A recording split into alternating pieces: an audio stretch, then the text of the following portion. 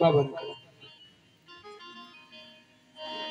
या विवाह सोहळ्यासाठी आशीर्वादासाठी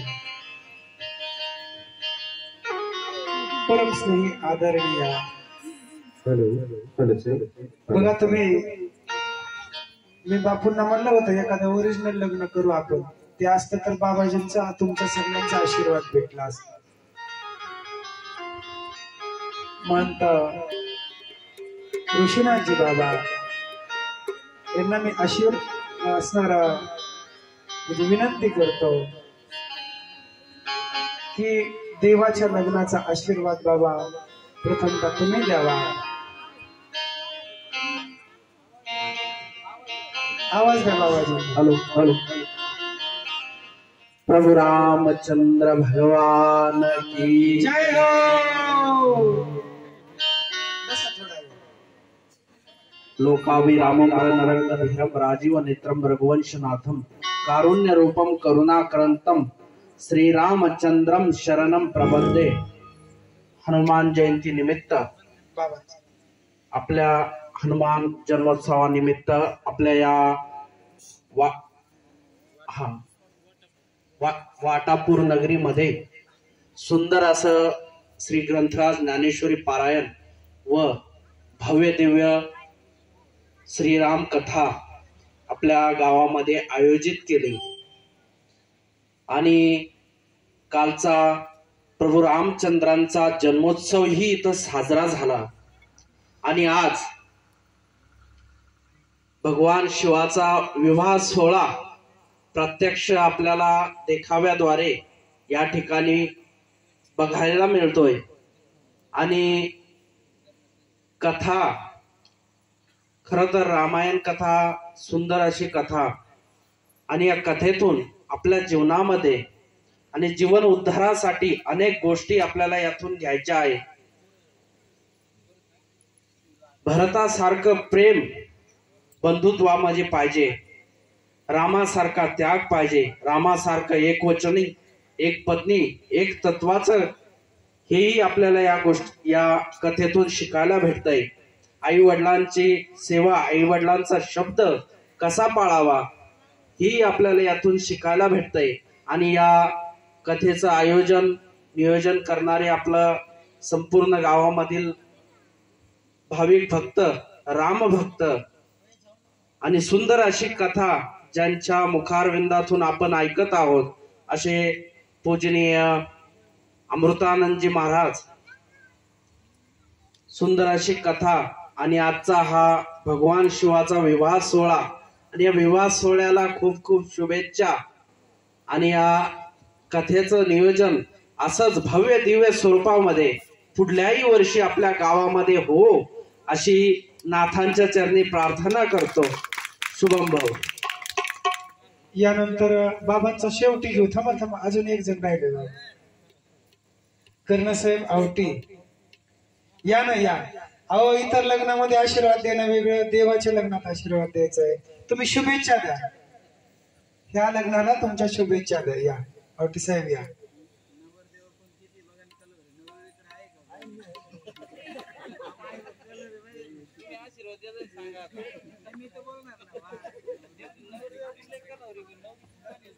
नवरी कोण कलवर या ना दोघे तिघी जणी या पोरे नवर आणि तिला बिचारीला कोणी नाही काय या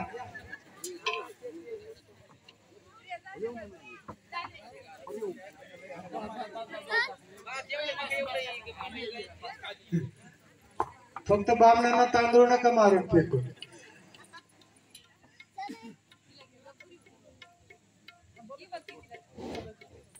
फोटो वगैरे काढा। आज या ठिकाणी आपल्या वाटापूर गावामध्ये थोडा आवाज हनुमान जयंतीच्या निमित्ताने या ठिकाणी ज्ञानेश्वरी पारायण सोहळा आयोजित केलेला आहे आणि त्या सोहळ्यामध्ये पहिल्या दिवशी राम जन्माची कथा आपणाला सर्वांना या ठिकाणी बाबांनी सांगितलेली आहे। आजच्या दिवशी शंकर महादेव आणि पार्वती मातेचं या ठिकाणी विवाह सोहळा संपन्न होत आहे।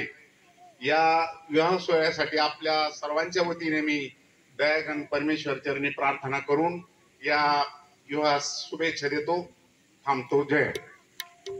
यानंतर परम स्नेही परम आदरणीय जे लहानपणापासून माझ्यावर जीवापाड प्रेम करतात, ज्यांनी लहानपणापासून आम्ही स्वामीजीकडे एकत्र राहिलो, समोरचं पोट आहे ते आमच्या दोघांच्या गुरुजींचं आहे. कधी माझं चुकलं तर रागावूनही बोलले, पण त्यांच्या सगळ्यामध्ये घडलो मी इतका की आज बाबांच्या आशीर्वादानं कार्यक्रम तर खूप आहेतच, पण आज ग्रंथाचं पाणी उघडायला गरज नाही पडत, असं ज्यांच्यामुळे आम्ही तयार झालो. आमचे परम स्नेही परम आदरणीय महंत गोपालानंदजी महाराज, कलोरे बसा खाली. गोपालानंदजी महाराज यांना मी अशी विनंती करतो की बाबा विश्वामित्रासारखे तुम्ही आशीर्वाद द्या.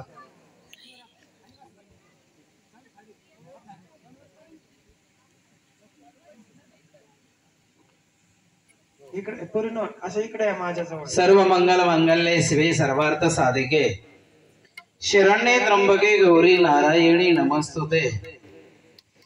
आज या वाटापूर गावाचं मोठं भाग्य आहे की या बजरंगबलीच्या प्रांगणामध्ये जगाच्या मालकाची कथा